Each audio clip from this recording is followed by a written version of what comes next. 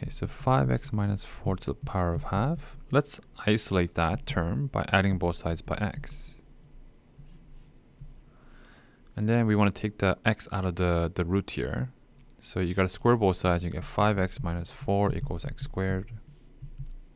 Bring everything over to the right. So you get minus 5x when you bring that over, and plus 4.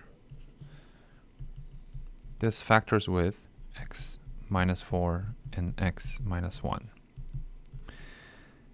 Okay, so x is equal to 1 or 4. So let's check the left side.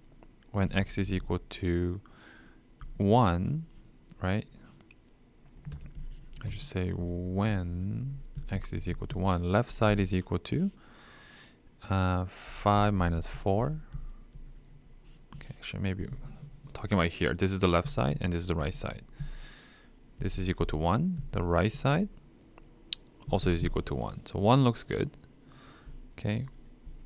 When x is equal to 4, okay, the left side here is 20 minus 4.